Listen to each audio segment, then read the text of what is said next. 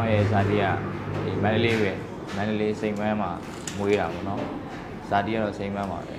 အဖေကတော့ဦးမိုးလေးပေါ့လက်ဝဲအရင်တော့လက်ဝဲသမားအောင်ပေါ့အခုတော့စီဝါကြီးကတော့အဖေကကာယဝင်လို့တာအမေကတော့ဒီပုံမှန်ပဲအမေကတော့ဒီလိုပေါ့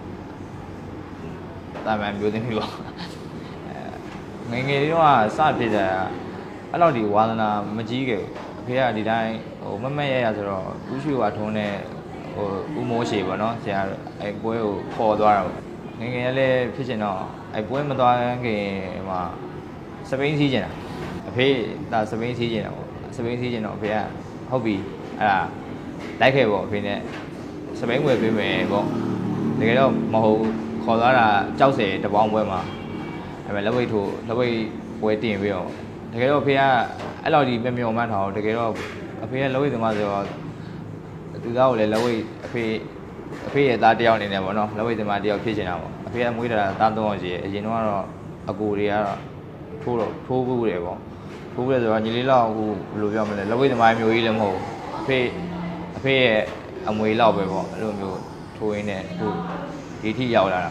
ပြောချင်တာတော့အဖေကငယ်ငယ်လေးတော့စပိန်ဝယ်ပေးမယ်စပိန်ဝယ်ပေးရင်လက်ဝိတ်ထိုးရင်စပိန်ဝယ်ပေးမယ်ပေါ့အဲ့နဲ့ရောက်လာပြီးတော့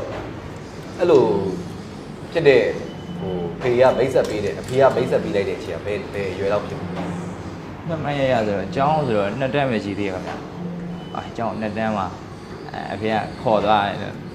အဲ့မှာထိုးပြသွားတာအမတ်တရားကတော့အစင်ပေါ်မှာဟိုဟာဖြစ်တယ်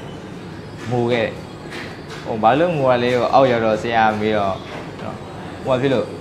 မူရယ်ဆိုတာမျက်ရည်ဝဲတာပေါ့နော်မတရားငိုရတော့မဟုတ်မျက်ရည်ဝဲဘာလို့ဝဲရတော့အစင်ပေါ်ရောက်တော့မလို့ကိုထိုးကန်ရလို့နာလို့လာပေါ့မဟုတ်ဘူးကိုကမထိုးရလို့သူကထိုးပြီးတော့ထွက်ပြေးတယ်ပေါ့ကလေးက